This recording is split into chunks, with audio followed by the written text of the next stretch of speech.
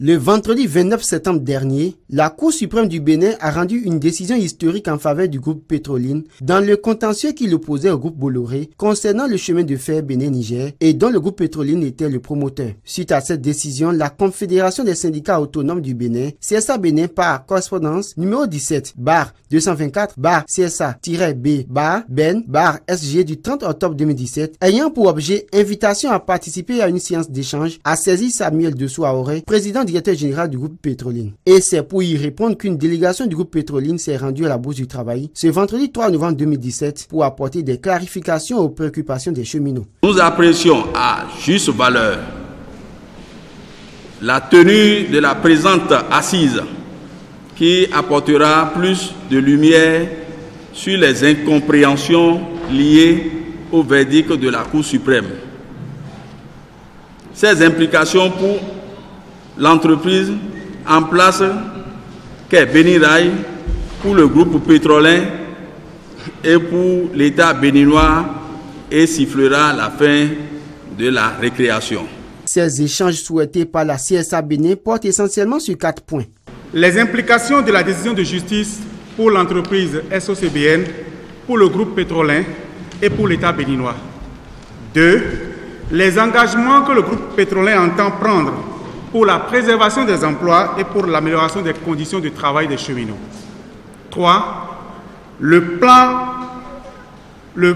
du groupe pétrolin pour la reprise des activités ferroviaires. Et enfin 4. Les attentes du groupe pétrolin vis-à-vis des travailleurs cheminots dans le processus de mise en concession de l'SOCBN. Samuel Dessou-Aoré, président directeur général du groupe Petroline, n'ayant pas pu faire le déplacement pour assister à la rencontre, s'est fait représenter par une délégation conduite par Maître Cyril Dikoui. Maître Cyril Dikoui, après avoir rappelé l'historique du projet et du contentieux, a apporté des réponses aux questions des cheminots. L'implication de cette décision pour le groupe Bolloré, c'est qu'il est interdit à Bolloré de poser quelque acte que ce soit sur le domaine de l'OCBN, sur les rails, sur tout ce qui est lié au rail. Bolloré ne peut donc pas entreprendre quelques travaux que ce soit.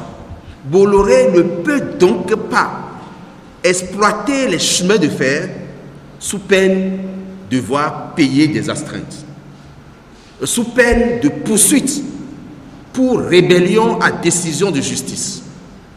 Et cette décision, implicitement, je le dis bien avec insistance parce qu'il s'agit de la saisine du juge des référés pour voie de fait, cette décision reconnaît incontestablement des droits pour le groupe Petroline SA.